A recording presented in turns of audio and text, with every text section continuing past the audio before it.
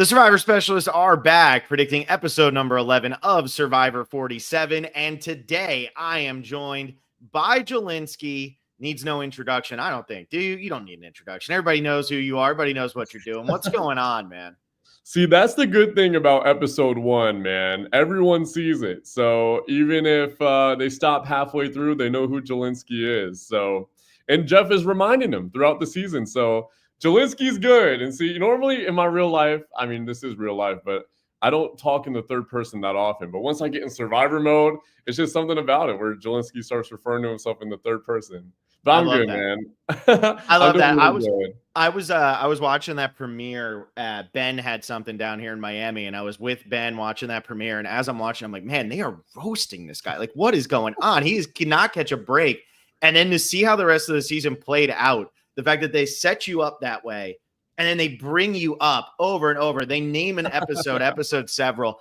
I love that stuff, man. I love it. I love that. I love how you're taking it. I love that you love being a part of the community, despite being the first boot. I know for some people, that's really hard. Some people, they go out early and it kind of turns them off to Survivor, but it's awesome to see that you're here. And here I am having you episode 11 predictions and power rankings. We're down to the final 8 and people are so pumped that you're here, even though you're the first boot of the last season. Like, that's awesome, man. Good for you.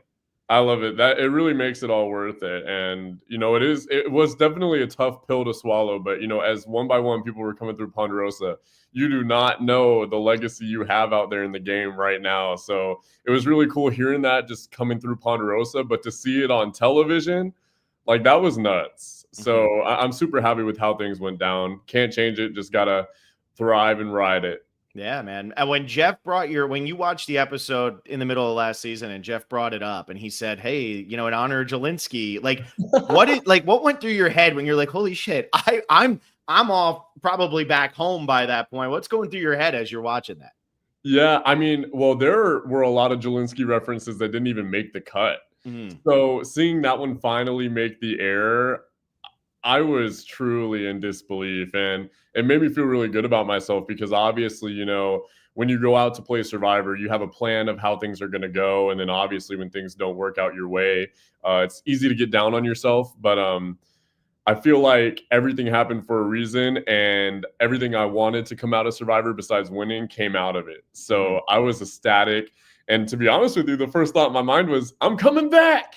Yeah. So, in fact, I thought I was going to be asked back to 47 for a really long time, but finally, like, they were a week out, and then I didn't hear anything. So I was like, maybe I'm not going to be invited back for 47.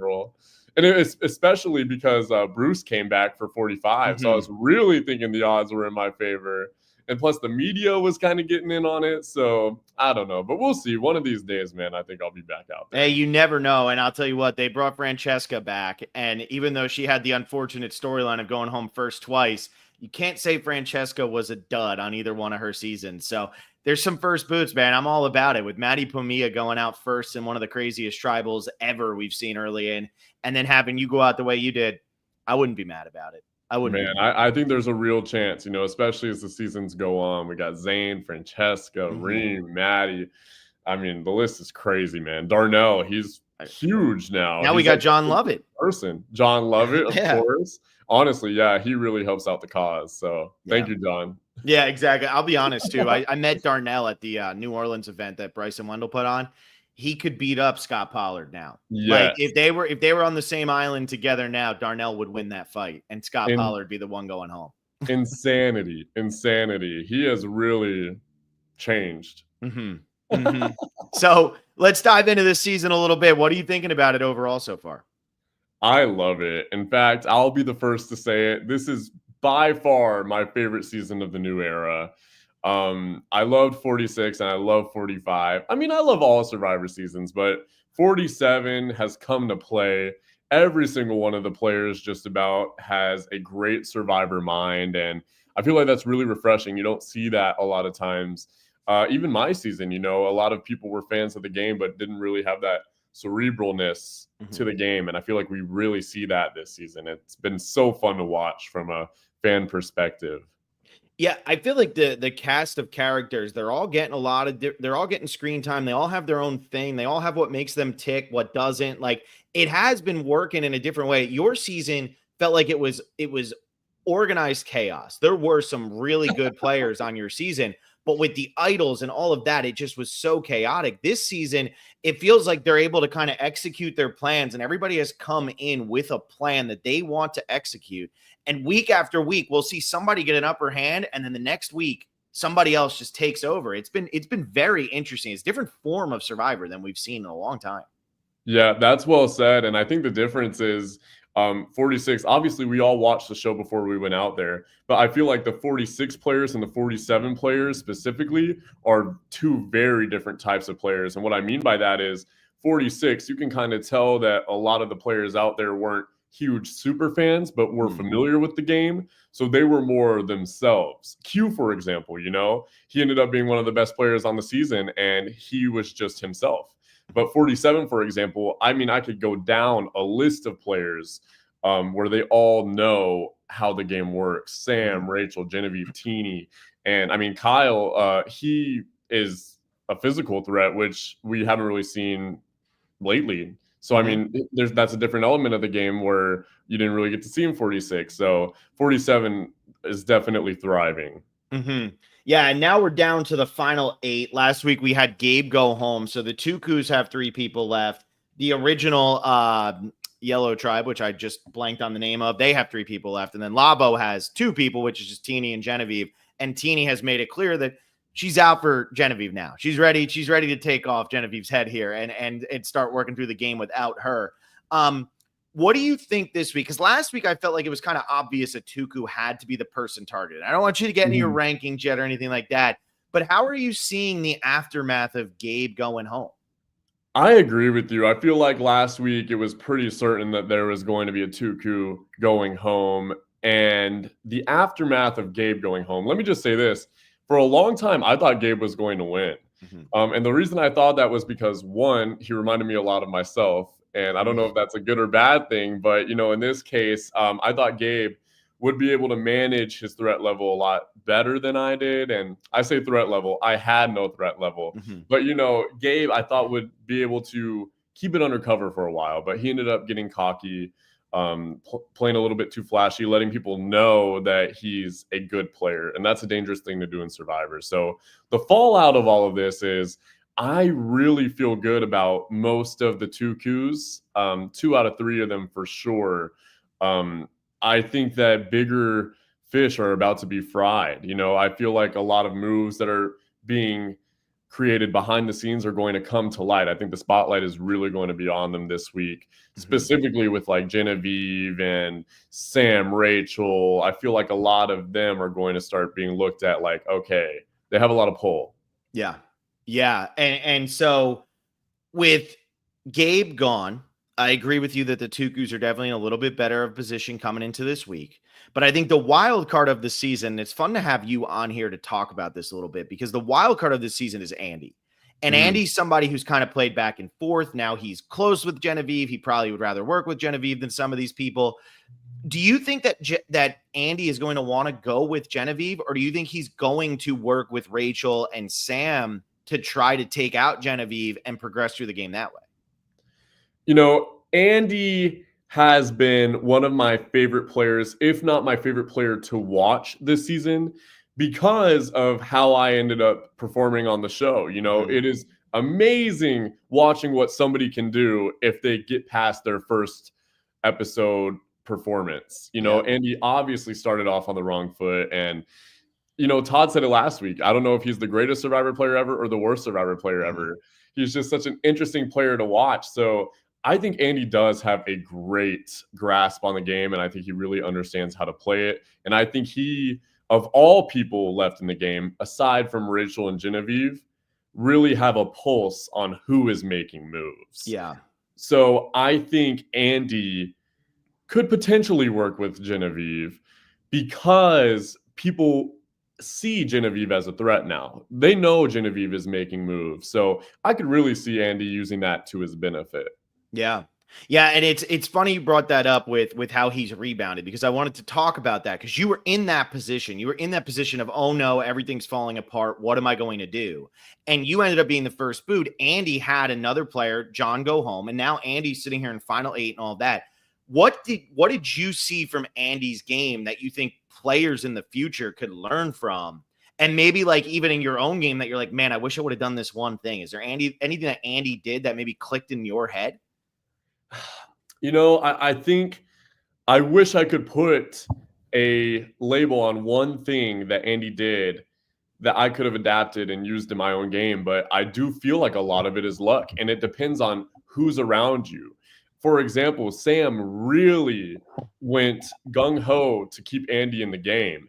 Mm-hmm. And something that we didn't see was Andy developing relationships behind the scenes that they didn't necessarily show, because obviously they had the edit of John leaving at the first Tribal Council, which was a surprise to all of us. He seemed like he was in a good spot. But Andy was obviously clearly making social connections. So I would say finding one person to really go to bat for you, especially someone like Q or Tiffany, who has a lot of leeway in a tribe, to really say, hey, no, I think we have to keep Jelinsky. And, that was a conversation that was happening before Tribal. In fact, we've talked about it after the season. Everyone wanted to keep me besides Q and Jess.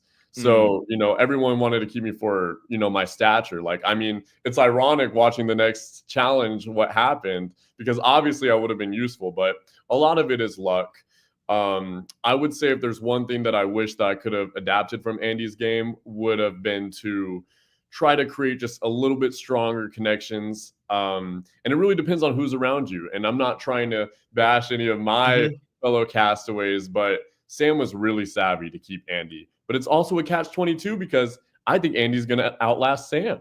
Yeah. So, the savvy players, sometimes it could really come back to bite you. And what was funny, I remember that episode when Sam and Sierra decided to vote out Annika. I had put something out about like this move was brilliant because now Sam has somebody in his back pocket of Andy who's going to feel a little desperate and say, you know what? I need to work with Sam. I don't have a choice but to work with Sam, and that's good. The thing that Sierra and Sam did not realize is Andy had a lot more game than they were giving him credit for. So while I agree, it was very savvy gameplay. I think you want people who are toothless to be loyal to you, right? If they're toothless and they're following you, you feel like, okay, I'm going to beat them if I get to the end with them, and they feel like they need me. The problem is Andy was pretending he was toothless, but he wasn't. He was doing great. He was killing it. I don't know what the opposite. He's got plenty of teeth. I don't know. He's like a shark. I don't know how a shark hides their teeth, but he did a very good job of coming into his own and gaining the confidence that was necessary. And it's, I feel for Sam, feel even more for Sierra, because she was the real person who was damned by this, because Sam could still win the game. Sierra's sitting on the jury bench. No, exactly. And I remember Sammy from Survivor 43. He's one of my best buddies from this whole thing.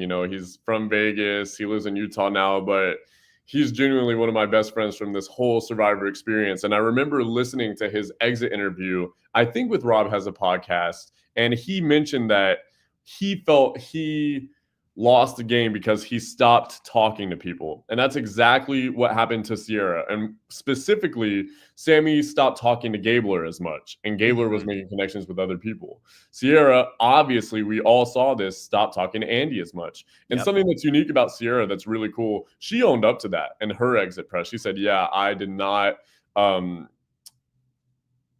keep Andy assured like I should have. I was not paying enough attention to Andy, and obviously it came back to bite her. Yeah, it did. It did. And you can never underestimate anybody in Survivor, because as long as they're in the game, they count. Their vote counts. Their opinion counts. Even if their opinion might count a little bit less than somebody else's, they count. Let's throw up this super chat here. Jay Bernaquati, the key to winning Survivor, placing palm fronds like blankets on your tribe mates while they're trying to sleep. There you go. That's what you were missing. You weren't annoying enough early on, Jelinsky. That was the problem. Seriously, I think that's true. There's a lot of truth to that. Banu, for example, I guess the show was one thing, because watching the show, you're like, wow, this Jelinsky guy is really out of this world. But, as Yanu started to dwindle down, you're like, oh my God, how is Banu still there? Yeah. And Banu is amazing. But even when I was out there, you had a feel of, okay, who isn't really here to play Survivor almost? And I hate to say it that way, because obviously everyone's there to play Survivor, but who understands Survivor a little bit less, I guess. And, Banu was that person for us. And he wasn't annoying. He was just a unique person to have around. And I feel like that sort of player, as well as an annoying player, is that same sort of archetype. Q wanted to keep Banu around and, use him as a vote. So like you said, it's good to keep an annoying player around sometimes. Yeah, and it seemed like that's, I know that Rome earlier on in this season, he was ruffling a lot of feathers, and Genevieve seemed to be like, well, let me keep Rome because I'll beat Rome at the final 3. Like, there's no doubt about that. But you can always only do this for so long, right? Mm-hmm. And I felt like that was the situation in your season when they booted you instead of Jess. You could tell Jess was having a very hard time out there from the physical standpoint. She was getting the brain fog. She wasn't able to focus on things. You could tell. And I said, that's not going to go away. Like, Jess isn't getting food. And so sometimes you want to keep people. And I don't think Jess was kept, we're thinking about final, 3 already. But Banu potentially was. And there have been players in the past where it seems like players forget in the early portion, in the pre-merge portion, that you have to get to the other portion of the game. There are 2 other tribes that are thinking and playing and doing things where they're the main character of the show. You can't start playing for day 26 on day 1. Like, you just can't do it. 100%. And honestly, that was probably my downfall. I mean, I remember there was a confessional of me, and I only half watched the episode because I had a little watch party here in my hometown, Las Vegas. I haven't actually sat down and watched the entire episode really at all, and I don't plan on it. But I remember there was one confessional I had talking about, why would I want to go into the merge with 12 enemies instead of 12 allies? Yeah. I was thinking the wrong thing because I went back to my tribe that I was on now saying, no, don't worry, guys. I didn't make any enemies. In fact, I made some friends. They're all going to love us when we get to the merge. And they're thinking they're going to love you. You didn't do anything for us. All you did was lose your vote and gain no advantage. So that's exactly right. I was thinking of day 26 on day 1, and that was a big mistake. Yeah, so let's talk a little bit about what seemed like it was a mistake based on last episode. Genevieve booting Saul. Genevieve boots Saul 2 episodes ago, and then last week, Genevieve's name is coming up. People are really worried about Genevieve. You're talking about, playing and you're overthinking. Maybe you're looking a little bit too far ahead. What did you think about Genevieve's move? I mean, now we obviously have a whole episode to see how the rest of the tribe reacted. What do you think was going through her head while that was going on? Man, I think it was a lot more complex than the Rome vote because obviously everybody wanted Rome out and it was just a little too much to keep around. Genevieve booting Saul. It's so hard to say. I think that Genevieve made a mistake. I think she made a mistake for 2 reasons. One, I do believe that if Saul was around, people would look at Saul before they look at Genevieve. And 2, I think Genevieve is starting to get really confident, and it's almost putting blinders on her perspective. I think Genevieve got away with one move, and she's like, okay, tallest blade of grass gets cut. That's true. However, it might be too little too soon, honestly. I think she made the move too soon because not only did they get rid of Gabe, she's the tallest blade of grass right now for sure. Yeah, and it seems like people aren't overly concerned with Kyle, even though he keeps winning immunities. Normally in old school seasons that would say it. James Jones had a tweet a couple days ago where he said, I really think the Survivor community overestimates how much we care about physical threats because you can win every immunity challenge and still lose the game. We've seen dominant forces in the physical game lose. Brad Culpepper and Colby Donaldson are both tied for the most challenge wins in Survivor history in a single season. They both lose. And they get to final tribal. Terry Dietz doesn't get to final tribal, but those 2 get to final tribal and they both lose. And I feel like right now you would almost say, oh, well, Kyle's a threat. Kyle's somebody to be worried about. And instead they're all just looking and going, Genevieve is scary. She's too good at this. We don't want to keep her around. Let Kyle keep winning his stuff, but she's the one who we need to be worried about. Totally. And I think there's even a longer list ahead of Kyle in terms of threats and in terms of people that the tribe think are threats.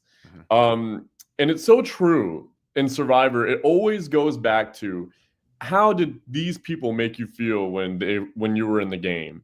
I mean, a prime example is Charlie and Kinsey. You know, obviously Charlie did something that rubbed Maria the wrong way, and Maria voted for Kinsey. And that's just how it goes. But that is a universal truth about Survivor. It is so important to make people feel good about you, to explain your game when you're at Final Tribal, and to circle back to your question, even if Kyle makes Final Tribal, I do not think he has the social capital to win the game. I agree. I totally agree. And that's what I'm starting to realize. And sorry, my computer, I was talking to Jelinsky before this. My computer like literally died 5 minutes before I was supposed to go live with Jelinsky, and I had to reinstall it reinstalled Windows onto my computer. So it just booted back up. So I'm just going to try to get this up here so I can at least have Real TV Fantasy up, which is what I score everything through. But I think that's a good point. And I think, you know, at the end of the day, however anybody feels about you, that's how they feel about you. And, you know, we can get, you know, we don't need to rehash all of the 46 finale, right? We don't want to make everybody hate everybody again. But yeah, we don't got to do that. But it is like, if people don't feel that you are playing the best overall game, he could win 8 immunities and they could sit there at the end and say, I'm still going to give it to Genevieve. I'm still going to give it to Sam. I'm still going to give it to Teeny. It doesn't matter. And I think that's what the best part about Survivor is that you can come in with a blueprint. That blueprint's probably not going to work. Oh, yeah. 100% of the time, that is a truth. The blueprint will not work. And I think another great example of that is Ozzy, you know, and obviously we have some parallels. I say parallels, but, you know, Sam talked about how he wants to finish what Ozzy started. And, I mean, Ozzy didn't win the game. And I don't know. It's just I don't think a physically dominant player will ever win the game. Besides, like, Mike Holloway comes to mind. It's just rare. You always see a savvier player, a more social player win over a immunity challenge threat. Almost every single time. You're right. I think Mike Holloway is the main one who comes to mind. When did so just totally for my own knowledge, when did you start watching? So the first season I watched live was Cagayan. Oh, okay. That's a hell of a place to start. Yeah, seriously. I fell in love with it immediately, obviously, and watched San Juan del Sur afterwards. I stopped watching a little bit in between, but I started watching again just before COVID. And then obviously COVID happened and I just fell in love with the game again. And you didn't, when you were watching, you know, Will and I started during the last 3 episodes of San Juan del Sur, you know, you didn't think to come over and start listening to us then? That wasn't like top priority for you? No, I didn't. I don't know what I was doing. I don't know, man. I don't know. So that's interesting to me though, because I know you were born after Survivor actually began. So that's always fun for me to hear. And you're bringing up Ozzy and stuff. And obviously people are going to go back. They're going to watch a season with Ozzy just on accident, honestly, at this point, because he's been on so many seasons. But it's always fun to see like when people started and when they didn't. Because for me, it was like, yeah, of course, it was Thursday night or Wednesday night TV every single week of my life for the last, 24 years. So, but that's cool. That's fun. All right, let's jump into actual rankings here. I have to type in my last thing here, right here, and then I can actually have this up. But I'm going to start. I'm going to turn it over to you first. Who do you think the safest person is? Okay, so the person I have my list here. The person I have as the safest in the game is Sue. Okay. And the reason for that is I don't think there's a single person in the tribe. And if there is, I would be disappointed if they were looking to get rid of somebody and they said, you know what, I really think it's Sue's time to go. I just think that would be so stupid, such a waste of a vote. And this will circle back into the person that I think is the least safe. Just a little bit of foreshadowing. But if you vote out Sue next episode, I feel like that's a silly move. She also has her idol, and her closest ally in the game just went home. Now, it seemed like she knew it was coming. She didn't seem overly shocked that Gabe went home. So even though she votes not with the entire group, it feels like that was part of her plan because she just didn't want to write Gabe's name down. But it doesn't seem like she was blindsided by what took place last week. So for Sue, I feel like she's in the know. I also feel like she's going to be on a little higher alert now that one of her second closest ally, probably, because I think Caroline is her closest, but one of her 2 closest allies just went home. She's going to be thinking, okay, do I need to play this idol? Should I be more concerned with it? I don't have her at 1. I have her at 2. I have Rachel at 1. So I'm going idols here. So your season was idol disasters. That's all it was. It was just who can screw up their idol play worse.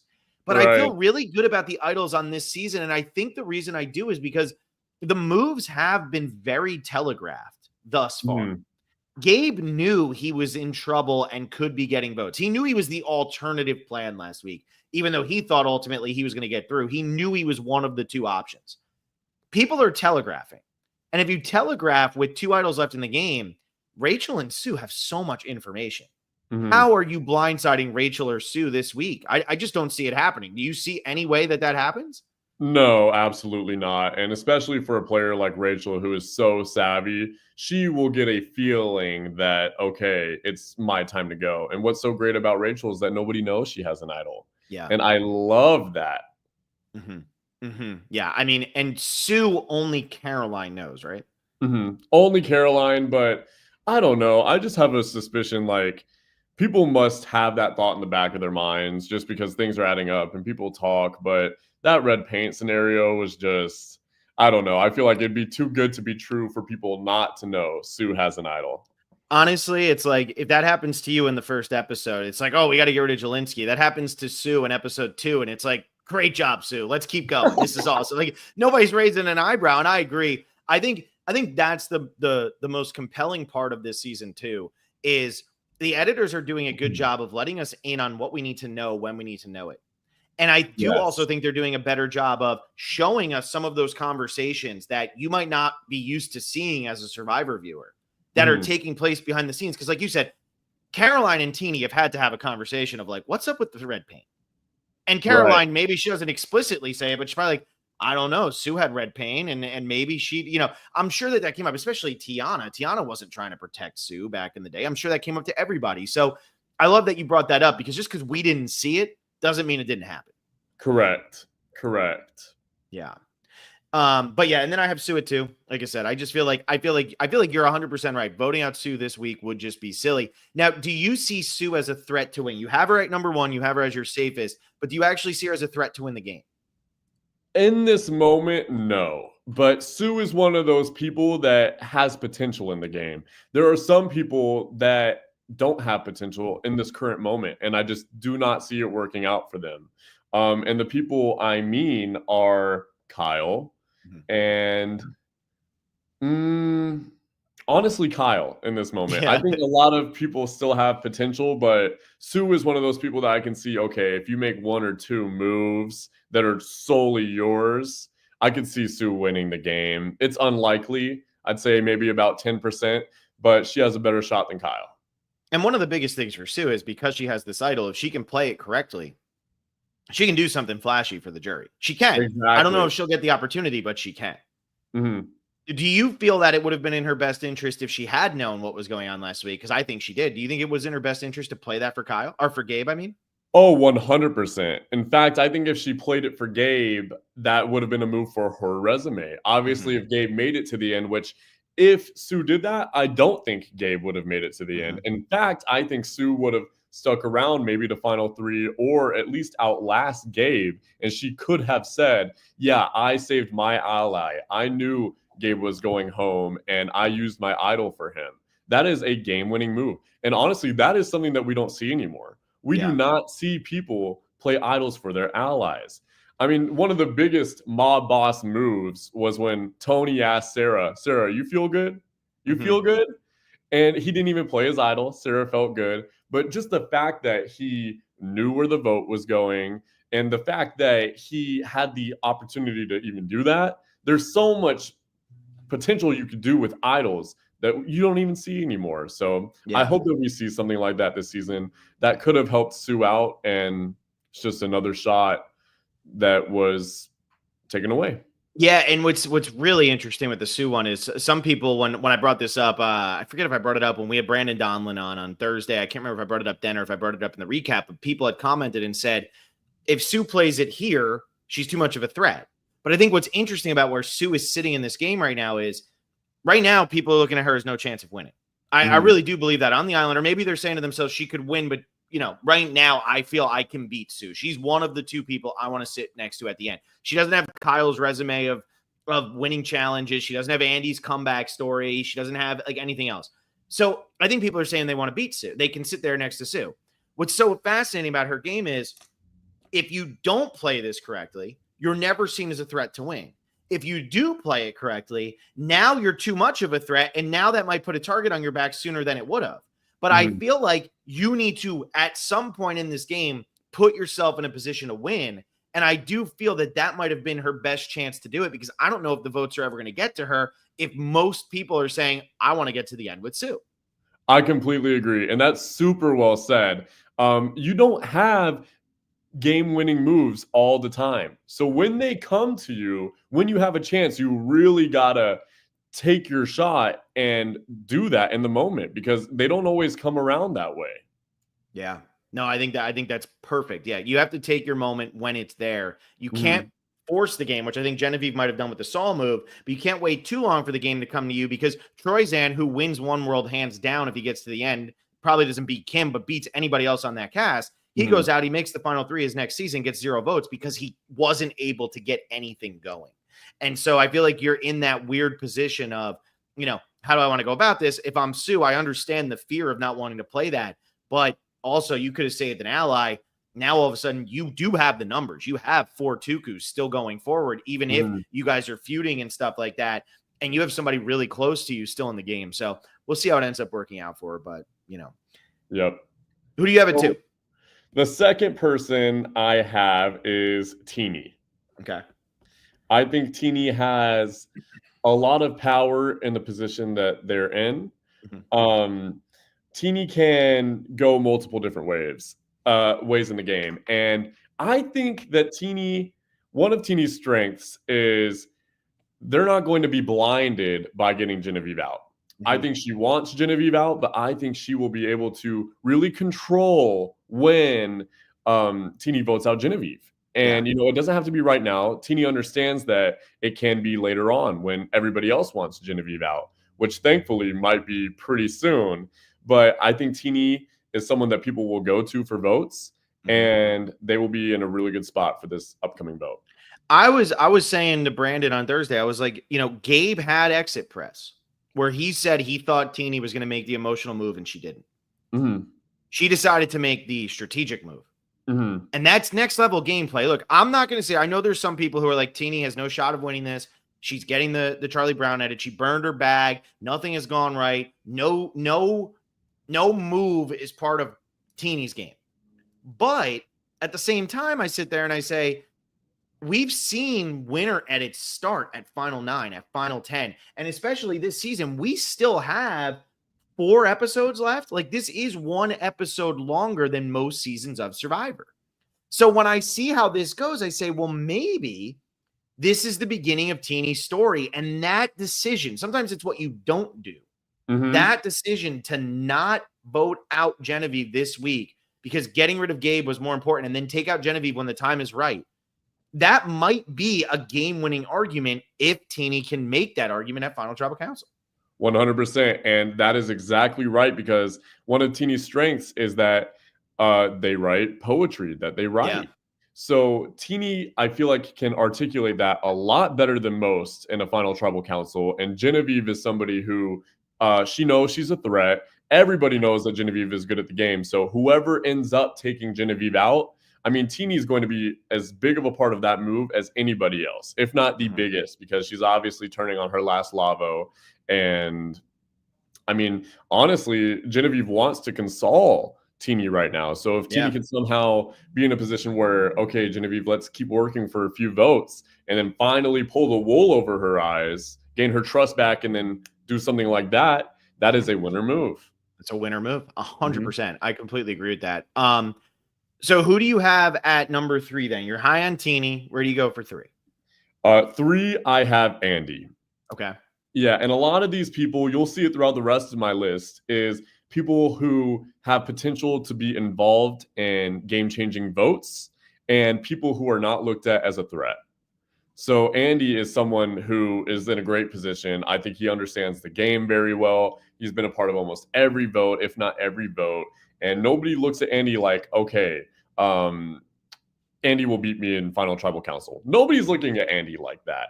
No. And I think that Andy's story, what's unique about Andy is that everyone saw him not putting his foot in his mouth at that first challenge. Everyone has the impression of Andy, okay, this guy has no idea what he's doing, this, that, and the other. So opposed to him being a mess on Gata just by themselves, everybody in the game saw Andy being a mess.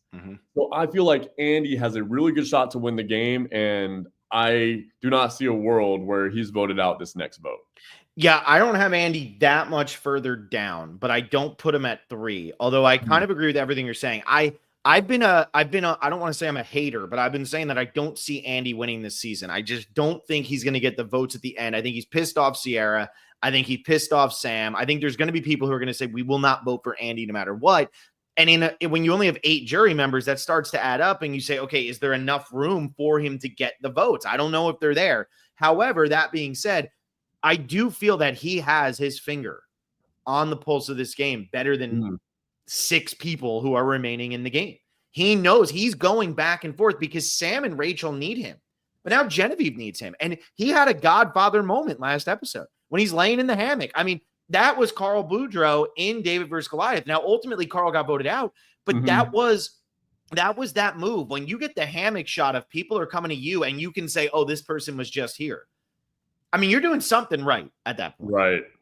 Well said, 100%. And honestly, when we talk about it, that is a great point. I mean, I think Andy does have potential to win the game, and I think Andy's potential is much greater than Sue's and maybe Teeny's. I'd say they're just about equal. However, I do see a world where Andy can't take out Sam, and then they end up in final 3 together, and everyone's like, okay, Andy was just Sam's ride along.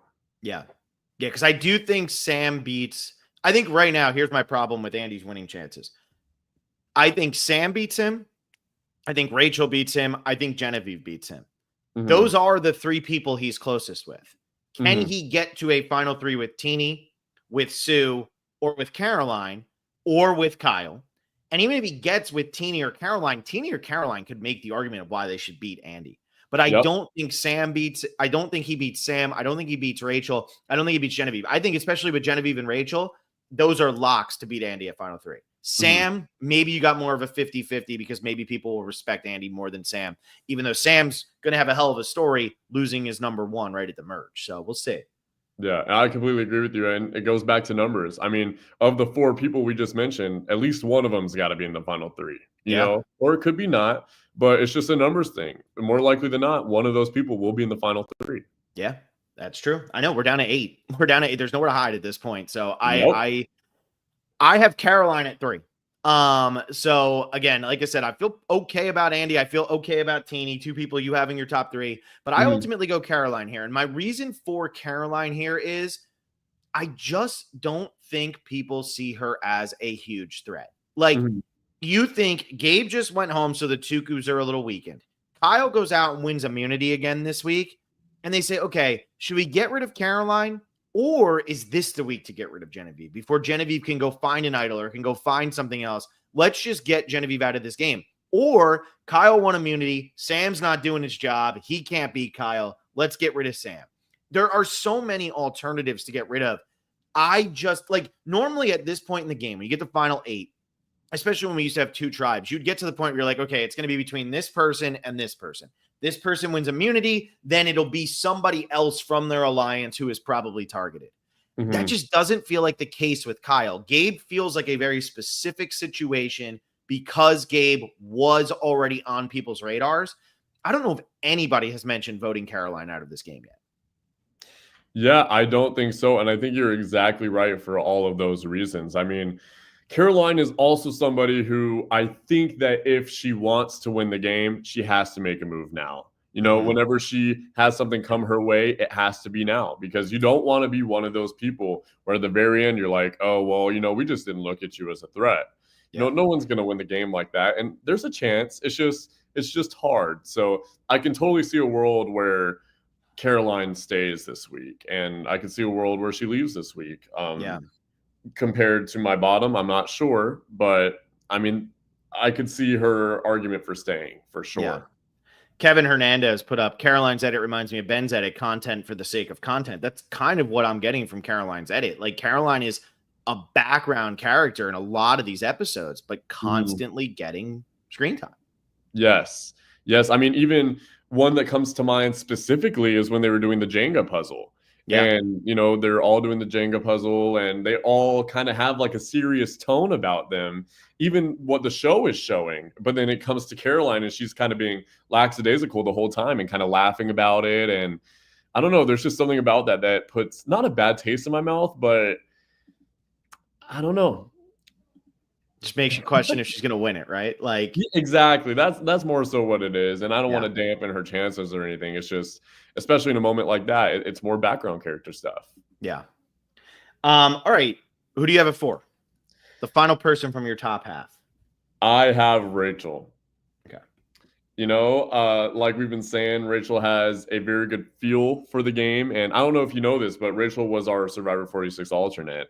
Okay. And it's just really cool to see her work. And honestly, before the season started, I thought Rachel was going to be pre-merge. And I'm watching it episode and episode and episode. I mean, one, we didn't even see a lot of Rachel. And two, I just didn't think she had that cerebralness in her. Yeah. I thought it was so cool that she pocketed the rice. I mean, that was an awesome moment. But I thought that was it. I was like, okay, Rachel got her moment. She pocketed the rice. She'll probably leave in the next couple episodes. Yeah. Boy, was I wrong. She is a front runner to win. And I think that Rachel's biggest problem this week is Genevieve. They both are on to each other.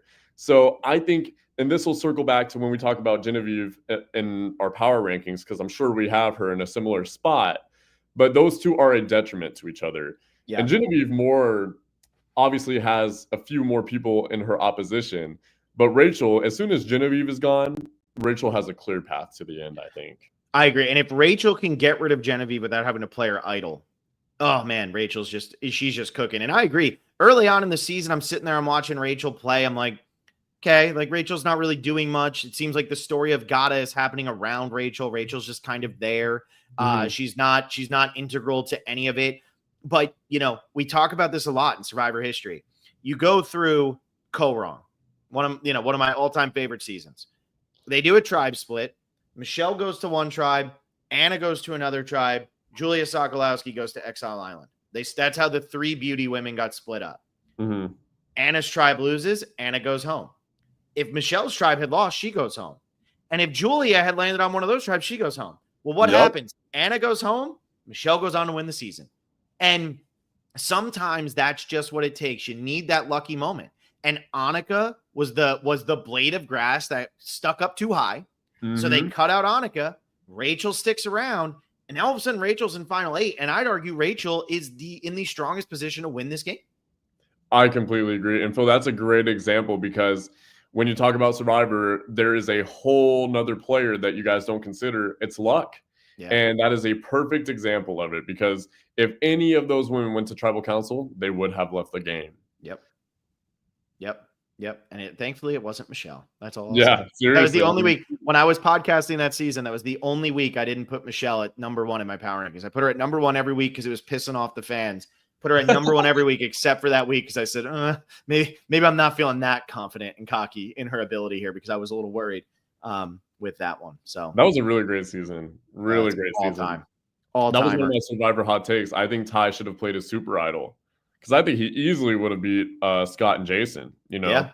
So Jason might have had an argument because I do think Jason, with his personal story of his child, would have worked on people. But I don't think Scott, especially being that Scott's an NBA, champion, right, multimillionaire. I don't think people were too concerned about giving Scott the money.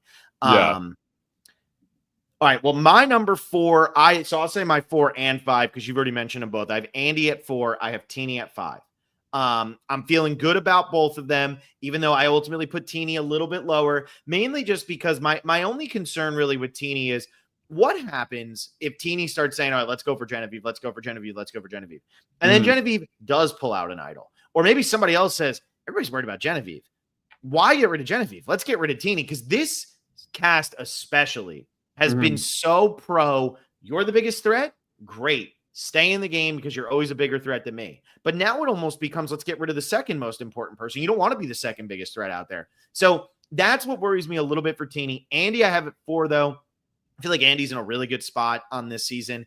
I feel like he's got most of the information. I just worry with, will Andy ever overplay his hand? He is telling everybody everything. He's talking to everybody. He's got relationships with everybody. And I tweeted at the beginning of last episode, I said, will Andy ever get caught doing what he's doing? And I think it might happen. So I can't put him at the very top because I am scared that he's going to end up shooting himself in the foot. But I'm going to put him at 4. I'm going to put Teeny at 5. And ultimately, I think there's a gigantic gap between my 5 and my 6. I think these top 5 are pretty safe, and then I get concerned. I agree. And that's a great point. And that's what's so good about Survivor is that all these possibilities we've been talking about are all possible. And there are real chances of this happening. I think that's a great idea of Teeny possibly leaving the game because they're the second biggest threat or whatever. Yeah. You know, Genevieve is obviously number 1 and she's a wolf in wolf's clothing. So Teeny might be that person where they're like, okay, maybe we should get Teeny. That also goes into like why I have Teeny at 2 because I think that they will be able to keep their composure. However, there's also a possibility where they won't. Yeah. And she leaves. So anyways, my 5 is Sam. Sam, obviously, we've been seeing a lot of him. I think he has a good shot to win. But honestly, he reminds me a lot of Jake from 45, which is interesting because obviously we know Jake is someone who just could not get their footing in the game. I think Sam does have power in the game. He just doesn't have his finger on the pulse of it. I mean, we've seen him, you know, having to go certain ways for votes. I mean, we saw him try to blow up the Saul vote, and it just didn't necessarily work out. So I think Sam is in a good spot to stick around. I mean, however, it's just there is also an element to Survivor where it's kind of biological. You know, you look at Sam, he's a big guy. Obviously, you think that he might win some competitions. And the difference between Kyle and Sam is that Sam obviously is a strategic player, and everyone can see that. You know, he's trying to make things happen, and that's not necessarily the case with Kyle. So as soon as Kyle leaves the game, he not only is Sam going to be a strategic threat, but he will be the number 1 physical threat, which is always ironic because he hasn't even he hasn't won an individual immunity. No, it was Gabe won the other one. So it was Kyle's won them all. Genevieve and Teeny technically beat Kyle in the one challenge, but Kyle gets the necklace. And then Gabe beat Kyle. So Sam's never been in there. And you're like, Sam's very well-rounded. And you would think that being well-rounded would kill you in this new era of Survivor. You're a big, strong, good-looking, charismatic guy who has relationships, who is physical, all that. But it doesn't seem like he's a top priority for anybody. Correct. Yeah, and Sam, you know, I think about if I had made the merge in my season, and I mean, I know how big I am. Obviously, it would have helped for a tribe perspective, but, you know, doing some of these challenges, I do not think I would have been able to perform as well as other people. And what I mean by that is like, you know, my feet are a lot bigger. My limbs will get sore more quickly. I mean, then again, I say all of that and Kyle's dominating. So yeah, I bring that up because I can see a world where Sam doesn't win any immunities. Yeah, I agree with you. I agree with you. And I'm going to be honest. I don't think that there's really anything more overrated in Survivor at this point than it's the big guy. We got to vote him out. Look at Jonathan Young. Jonathan Young went to Final 4, lost at Fire. Jonathan Young's the biggest specimen we've ever seen on this show. He's gigantic. But at the end of the day, he probably wasn't going to win if he made it to Final 3. And he wasn't really winning that many immunity challenges. He was great in the tribe phase. But once you get into these endurance-based challenges, it just kind of is what it is. And like either you're good at this stuff or you're not. It's like Sam could be the best athlete in the world, but is he good at cornhole? Is he good at ring toss? Like who knows? And Tommy really said it best in his season. He said, "This is a detriment to me. I don't want the necklace." And he's exactly right. And it's interesting that no one else has really carried that philosophy throughout this tenure of Survivor since that season. But it's so true. You know, people want to laugh off Tommy. That's the biggest thing, right? Everybody wants to laugh off Tommy. Tommy was boring. Tommy didn't do anything, blah, blah. Tommy plays an excellent game of Survivor. No immunities. He has no advantages. He was vulnerable at every single tribal council, and he wins. And he's the only one who didn't go to Island of the Idols, and he wins. And it's like, you can play and win the game of Survivor with the old school version of Survivor. Like, that's just how it is. But people don't want to look at that and they want to say, oh, that was boring and it's an ugly season. I understand that. But still, you could learn a lot from Tommy because Tommy let the game come to him and he made his moves when he had to make his moves and he made it to the end with the right people and he wins. That's it. That's all it takes. And that is somebody I would like to see play again. I agree. I think Tommy has a lot to offer. I really do. And I know that, that might not be the most popular opinion, but I think Tommy has a lot to offer to Survivor. And I think he'd be a great player to play again. I say that all the time. Him and Underwood, I don't think we'll see either of them ever play again. I'd like to see them both play again because I'd like them both to be able to prove it. And I think they could. I agree. And I hope that after Survivor 50, we see a lot more returning seasons because, everybody loves a good returning season. And we went way too long without another one. I mean, not counting Winners at War, obviously, and not counting Edge of Extinction, which the last returning season we had was 34. And that's just, I don't know. I don't want to say the word sickening, but I mean, now that I'm on the other side of it, I'm ready to go back. Let's have some more returning seasons. Like, what are we doing here? Yeah. Oh, and you've built up enough of a character base in the new era. Like, let's see who's going to be the stars of the new era. Like, we can see who is for one season, and I'm all about that. That's fine. But the show is built on, building out this, Cirie is now everywhere, Boston Rob, all of that. What's your next era going to be? Because I don't need to see Cirie or Tyson or Boston Rob or any of them play again. And I love them, but I don't need to see them play again. So who's your next era of that? And it has been a little detrimental there, but I do think that 50 will be so successful that I think we're going to start to see a little bit of a streak. I think 52, 54, we might get to that era of every other season has returning players on it. I like that. You got the fingers crossed. That used to make us Survivor fans sick to our stomachs. We were so tired of it in the 20s. And now it's like, where the hell are you guys? Seriously. Just because that list is so long. Yeah. So absurdly long. Anyway. Sorry. I mean, and the last thing I'll say on that, they overdid it because they went 20, 22, 23, 25, 26, 27. Okay. You're talking that's 6 of 7 seasons had returning players. We don't want that level, but come on. The seasons after that were such a hit, newbie casts.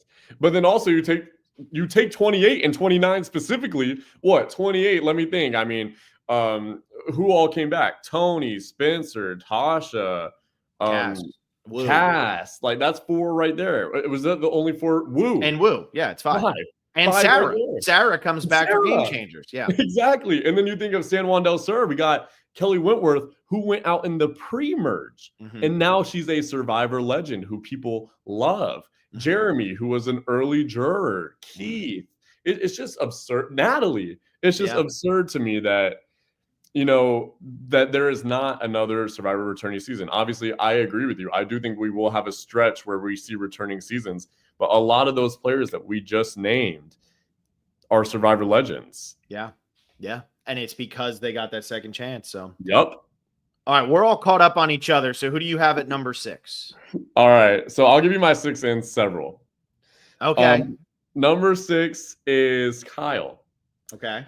Kyle obviously is just in some visual trouble. You look at Kyle, everyone wants a shot at the immunity necklace because if you have the immunity necklace at Tribal, you're going to be safe. And that is a luxury. So having Kyle out of the game would definitely better your chances. However, I think everyone is hyper aware that Kyle does not have a real shot to win the game. And I think it's because he lacks strategy. He's obviously the nicest guy can be. It's not that he lacks social skills because he's obviously a great guy and everybody loves him. He just does not have the strategic capital to win the game. Yeah, no. And I actually don't have Kyle in my bottom spot. So I'm about to spoil the rest of mine here, but I agree with you. So I have Sam at 6. And I just, we've talked a lot about Sam, so I'll just say that. I go Kyle at 7 or several. I feel like I have to say several on this podcast. So I have Kyle at several. And then I have Genevieve at 8, because at the end of the day, even if Kyle loses immunity, are you more concerned about Kyle or are you more concerned about Genevieve? And the answer is you're more concerned about Genevieve, because I think you hit the nail on the head. Kyle really doesn't have a chance to win. He needs to make another move. I think people love Kyle, but a lot of people love a lot of people they play Survivor with, and they don't vote for him to win. A lot of people love Ben. Nobody voted for Ben. I know people on 34 love Troyzan. Nobody voted for Troyzan. You still have to play a good game. I mean, who wants to hang out with Jake? Everybody wants to hang out with Jake. Got no votes because he didn't do what he needed to do earlier in the game. And so a lot of people are saying, well, Kyle's going to lose this week. This will be the time he goes. I think Kyle loses as long as Genevieve doesn't win. I think they boot Genevieve instead of Kyle because I think Genevieve is the biggest threat in the game, and I think they all see it. I completely agree. Yet 3 out of the 4 of our bottom 4 are the same. Mm-hmm. I have an interesting bottom spot, and I'll give you my reason afterwards. But I have, so Kyle obviously at 6, Genevieve at several. So Genevieve is in my 7th spot for reasons we've been talking about. She's clearly the biggest strategic threat right now from the island standpoint. I think that Rachel is actually the biggest strategic threat. I mean, I would say they're at equal levels. I think the difference is no one's on to Rachel. That's the biggest key. Besides Genevieve. So if Rachel can get Genevieve to go, like you said, especially without using her idol, it's Rachel's game to lose. And my bottom spot is Caroline. And I have a specific reason for this, kind of your reason for Teeny. Caroline is somebody in the game who I feel like has no social capital. And, you know, when it comes down to all these votes and we see a lot of players who actually have potential to win and resumes built and alliances built more than anything, I think Caroline is actually someone who becomes expendable. That's a good point. Yeah, and I think that Genevieve and Rachel might be going at it a little bit. Eyes will be on Genevieve. And like you said, I think the players are savvy enough to be like, why don't we get somebody else then? Yeah. And I think that the fallout might be Caroline. I think that no one will want to do it. It will just end up being the safest thing. And look, if you're going to come on and do a podcast, you're 1 week, you're going to do it. You better make a hot take as your bottom spot, right? I mean, and you know what though? Like I could see that. I could see Caroline being the person who gets voted out. I think everybody's staring at Genevieve. I think Kyle winning immunities, people are staring at him. But maybe Caroline is that person where it's like, hey, maybe we are a little concerned about Genevieve. Or maybe Genevieve wins immunity. And then if Genevieve wins immunity, you vote out Kyle or Caroline. You probably do vote out Caroline. I still put Kyle at 7 just because I have an old school mentality when it comes to Survivor. I have to assume that they're going to want to vote this guy out eventually, but maybe not. No, exactly. And another thing working against Caroline is that her number 1 ally has no pull in the game. I do not think Sue can pull a single person to keep Caroline in that moment. And I think the game will start to slip away from Sue in that regard. So she'll start losing people. She'll have to start voting with people that she doesn't necessarily want to vote with. And I can see Caroline in some serious trouble, if not this episode, then soon. Yeah. No, I like it. And if it happens, you're gonna look like a very wise man. Your head's just gonna get a little bit bigger. So you have Caroline at the bottom. Who do you actually think is gonna win? Man, well, I thought Gabe was going to win. And the reason I thought that was because, well, one, everything I said before, I thought he'd be able to mask his threat level. He didn't. But I saw a picture of him where he looked so skinny. I was like, oh, my God, this guy had to have been out there for 26 days. So I blinded myself. It's hard to say. I can see a serious possibility where Rachel or Sam.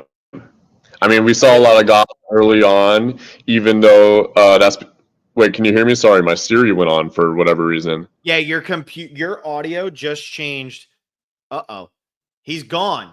Hopefully he comes back in a second. I'm pretty sure that something happened with his computer. Well, hopefully he comes back in a second here. All right, here he is. Let's see. Your audio got so weird when you said who you thought was going to win. I think because you said a serious, Siri was just like, hey, you need me. What's going on? Yes, that is exactly what happened. I am avoiding that word. So who did you say? We couldn't hear what you said. I said that there is a real possibility, a strong chance where I can see Rachel winning the game. Yeah, that's where I'm at right now. I feel like Rachel is the front runner. Mm-hmm. And we saw a lot of Gata early on. Obviously, they went to a lot of tribal council. However, I mean, even going into the merge point of the game, we see a lot of Gata. And I can really see Rachel or Sam winning the game. And the reason I say Sam is because, I mean, we see a new confessionalist leader potentially in the new era. It's hard to ignore that. And I hate to be that guy, but I mean, it's just so true. And every season we see a narrator. We saw it last season with Charlie, and he made the final 3. Yep. So Sam speaking as much as he is without even having control in the game, I feel like that's a huge tell. Yeah, and I'm that guy every week. I'm a confessional guy. That's what I look at. And people will be like, you look too much at the edit. It's like, it's what I'm doing this for. I'm not doing this because I love watching the edit. I love seeing how they do it week after week. So yeah, I think Sam is being very underestimated by people right now in the community, not so much on the island, but I think in the community, people aren't looking. We were talking about it last week. I think it's literally down to the point of it's one of the 3 Gatas. Maybe it's Caroline. I don't see Genevieve getting there. I don't see Sue winning. Really, I don't even see Caroline winning. I don't see Kyle winning. So maybe it's the Gatas and Teeny. Like, is that really what we're down to in terms of who can win this game? I think it's a real possibility. I mean, I'll say this. If Genevieve somehow makes it there, I don't think she will. Exactly. Yeah. We would have to give her props as one of the best winners of all time. Oh, yeah. 100%. If she wins this with how much of a target is currently on her back, it is one of the most impressive victories we've ever seen in Survivor. That's a big if. It's a big if. And you said it best, though. I do think that the players who are able to mask their threat level and kind of stay behind the scenes a little bit right now, somehow it's Sam, Rachel, and Teeny, and Andy. I think they have a real possibility of winning. Gotcha. Yeah, I agree. All right. Let's now jump to another question here, 50 related. Who from your season do you most want to see on season 50? From my season, I would have to say Q. I mean, he is just so cool. I love Q. And obviously we didn't see eye to eye when we were out on the island, but he is so fun to watch from a player or from a fan's perspective. There's just something about Q where he is so true to himself, but he is also at the same time a good Survivor player, even though he's really not.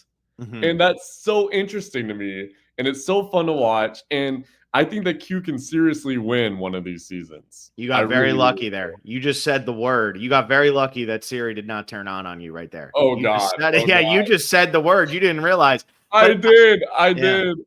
I feel like Q is probably the lock from your season if they're gonna if they're gonna bring people back from your season. I feel like it's Q. I mean, if you were to put betting odds on it right now, he's like minus 20,000. You know what I mean? Like you're sitting here saying like, he's 16 and 0 and he's playing a 1-15 team. It's like, what do you think is going to happen? He's going to win.